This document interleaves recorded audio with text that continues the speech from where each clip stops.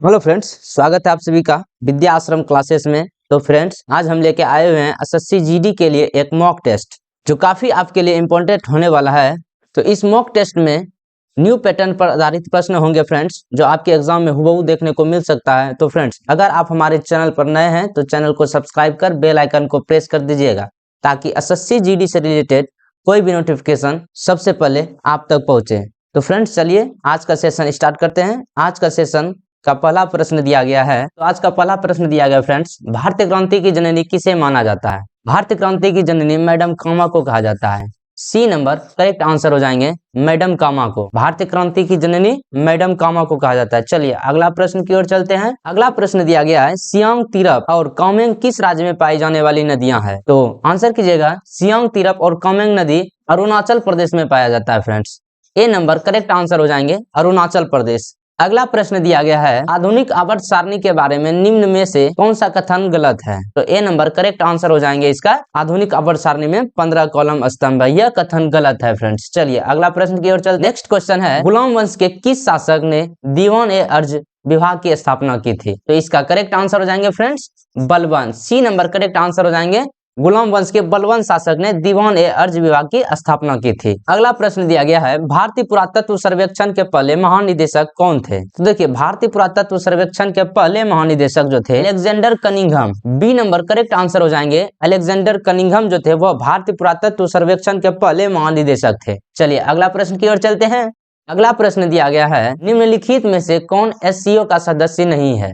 Answer कीजिएगा, निम्नलिखित में से एससीओ का सदस्य कौन नहीं है? इसका करेक्ट आंसर हो जाएंगे बी नंबर, अफगानिस्तान जो है वह एससीओ का सदस्य नहीं है, याद रखिएगा। क्लियर है?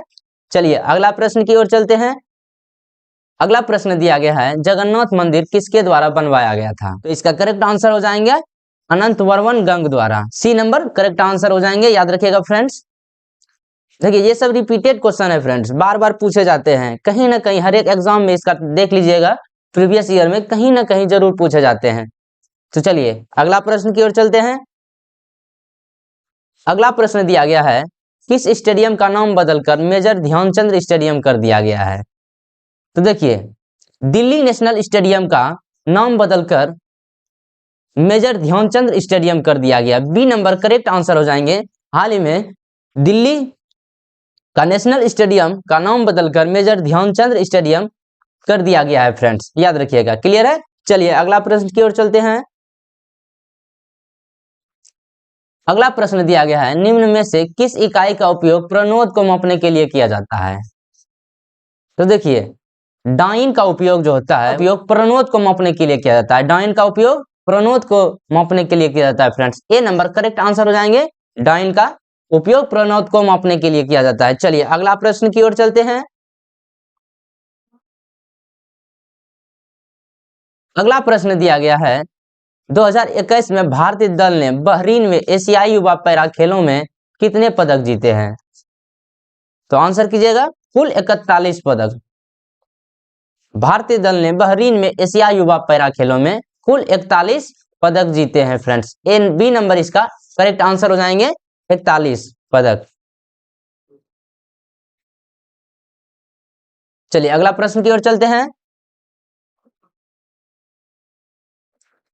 अगला प्रश्न दिया गया, देखिए फ्रेंड्स, भवई नृत्य की उत्पत्ति कौन से राज्य में हुई है? आंसर कीजिएगा इसका, भवई नृत्य की उत्पत्ति कौन से राज्य में हुई है? वह गुजरात राज्य में इसका उत्पत्ति हुआ है। ए नंबर इसका करेक्ट आंसर हो जाएंगे गुजरात राज्य। गुजरात राज्य में भवई नृत्य की उत्पत्ति हुआ है फ्रेंड्स। चलिए अगला प्रश्न की ओर चलते हैं। अगला प्रश्न दिया गया है, भारतीय संविधान के किस अनुच्छेद में जीवन और व्यक्तिगत स्वतंत्रता का अधिकार का वर्णन किया गया है? अनुच्छेद 21 में किया गया है। बी नंबर इसका करेक्ट आंसर हो जाएंगे अनुच्छेद 21 में।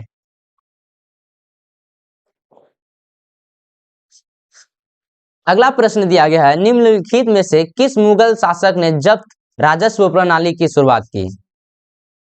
देखिए फ्रेंड्स, कह रहा है किस मुगल शासक ने जब्त राजस्व प्रणाली का शुरुआत किया था? तो इसका करेक्ट आंसर हो जाएंगे अकबर ने। बी नंबर करेक्ट आंसर हो जाएंगे। अगला प्रश्न दिया गया है, पद्म भूषण अनिल प्रकाश जोशी विद्युत मोहन और रिधिमा पांडे को मदर टेरेसा मेमोरियल अवार्ड 2021 से सम्मानित किया गया है। यह पुरस्कार कौन से क्षेत्र में दिया जाता है? तो इसका आंसर कीजिएगा पद्म भूषण अवार्ड जो है यह कौन से क्षेत्र में दिया जाता है? तो इसका करेक्ट आंसर हो जाएंगे सामाजिक न्याय, सी नंबर करेक्ट आंसर हो जाएंगे। चलिए अगला प्रश्न दिया गया है, अश्विनी पोनप्पा का संबंध किस खेल से है? तो देखिए अश्विनी पोनप्पा का संबंध जो है वह बैडमिंटन खेल से संबंधित।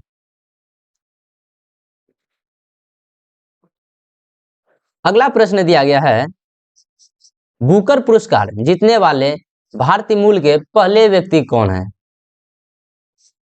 तो देखिए बुकर पुरस्कार जीतने वाले भारतीय मूल के पहले व्यक्ति जो थे वह है V S. Naipaul, C number correct answer हो जाएंगे। वी.एस. नायपॉल जो थे वह बुकर पुरस्कार जीतने वाले भारतीय मूल के पहले व्यक्ति थे। चलिए क्लियर है। अगला प्रश्न की ओर चलते हैं। अब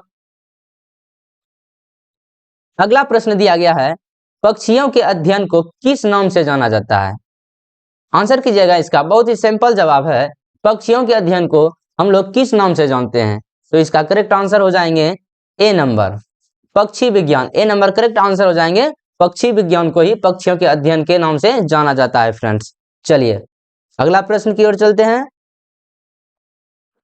अगला प्रश्न दिया गया है, सडन डेथ। सडन डेथ शब्द निम्नलिखित में से किस खेल से संबंधित है? देखिए सडन डेथ शब्द जो है वह है हॉकी खेल से संबंधित है। बी नंबर करेक्ट आंसर हो जाएंगे। अगला प्रश्न दिया गया है, वंडर दैट वाज इंडिया पुस्तक के लेखक कौन थे? तो देखिए वंडर दैट वाज इंडिया पुस्तक के लेखक हमारे ए.एल. वसाम थे। सी नंबर करेक्ट आंसर हो जाएंगे A L. Basham. Wonder that was India पुस्तक के लेखक ए.एल. वसाम थे। चलिए अगर फ्रेंड्स आप हमारे चैनल पर नए हैं तो चैनल को सब्सक्राइब कर बेल आइकन को प्रेस कर दीजिएगा। तो चलिए अगला प्रश्न की ओर चलते हैं। अगला प्रश्न दिया गया है, सैन्य अभ्यास इक्विवेरियन निम्नलिखित में से किन देश के बीच आयोजित किया जाता है? तो देखिए सैन्य अभ्यास यानी सैनिक अभ्यास इक्विवेरियन कौन से देशों के बीच आयोजित किया जाता है? तो इसका आंसर कीजिएगा भारत और मालदीव के द्वारा। सी नंबर इसका करेक्ट आंसर हो जाएंगे भारत और मालदीव के द्वारा। सैन्य अभ्यास इक्विवेरियन भारत और मालदीव के बीच किया जाता है फ्रेंड्स। चलिए क्लियर है। चलिए आज के लिए बस इतना ही रहने देते हैं, मिलते हैं अगले क्लास में।